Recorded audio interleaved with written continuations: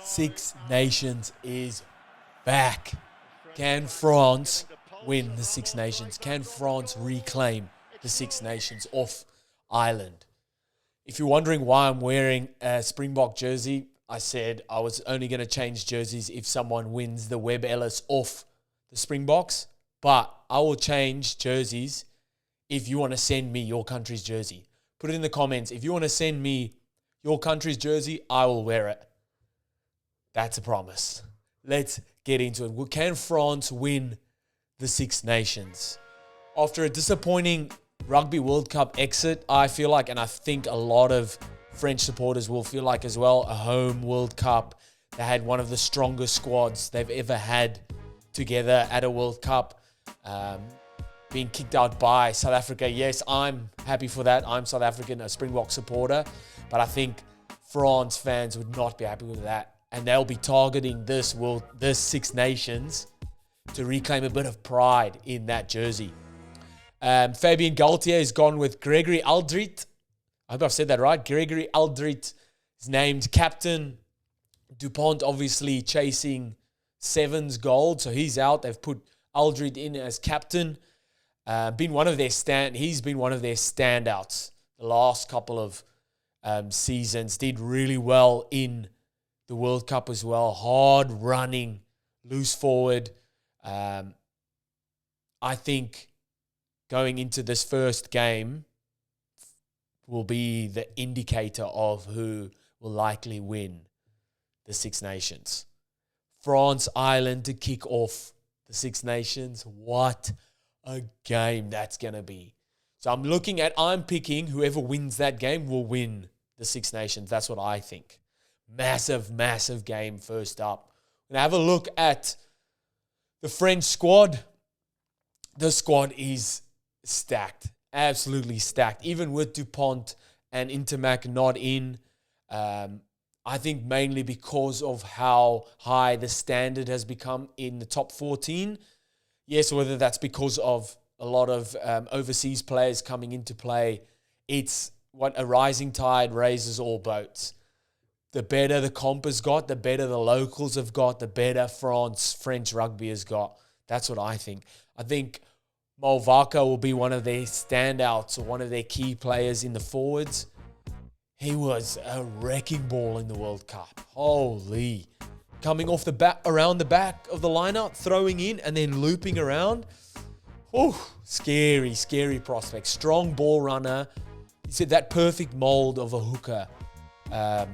Nowadays, they're all in that same Malcolm Marx sort of mold where they've got hands, they can play with the ball in two hands, they run hard at the line, but making strong tackles and are pests at ruck time, stealing 2 or 3 balls a game.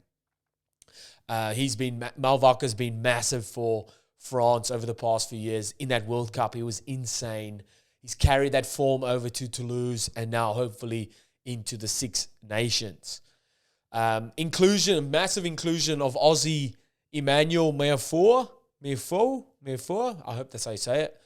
Massive lock, also from Toulouse, big, strong ball carrier.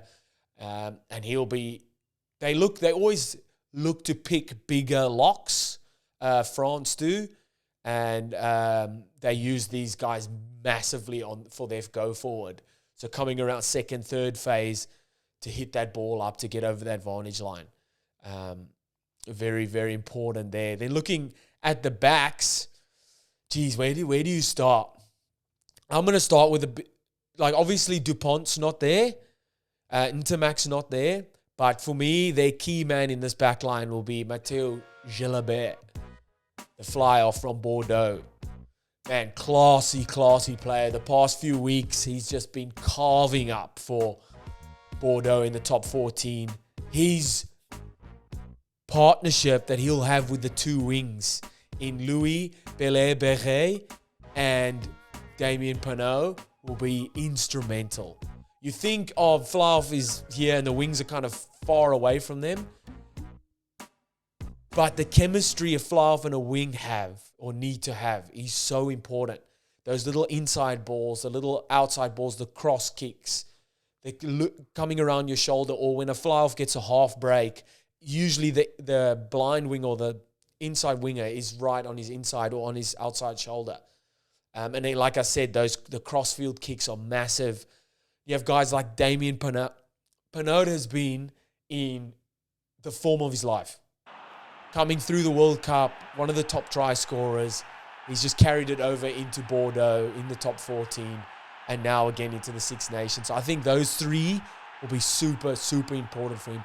Louis Beret with the red headgear, twinkle toes. I don't know how he does it. There's not much of him, but man, he busts through some tackles. He's fast and just knows where to be at the right time. That's what you want as a winger.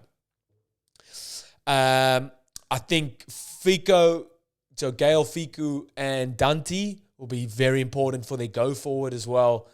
So massive, massive players. Can also slick of hands. Like Fiku's come for ages. I feel like he's been there forever, but I think he's only 26 or 27 years old. He's such a skillful player, and he's so important for them to set up their style of play, so to get over that advantage line off the line out or off the scrum so they can move into their open style of play, getting those forwards coming around and then using the backs. Obviously, someone like Ramos, super important for them. His goal kicking as well. Knows where to pop up at what time. Reeds kicks really well defensively out at the back. But I see he's been covering 10 at Toulouse as well. So they might look to use him in and around there, or Gelabert jumps out at second, third phase and Ramos comes into play at that 10 position. And then you've also got guys like Gemini coming off the bench, someone that can cover that whole back line. Silky player as well, comes on and makes an instant impact. And they'll be looking at that, looking to use him as well. So last time France won the Six Nations was in 2022. They'll be itching, man, to get that back. They'll be itching, wanting to rewrite a couple of wrongs from the World Cup. Can they reclaim that title? And it starts the first weekend against Ireland. What do you think? Let me know in the comments. And hit the subscribe and like. There's a few more I'm covering all the teams, all the Six Nations games. Check it out. Let me know what you think, and I'll see you next time. Bye.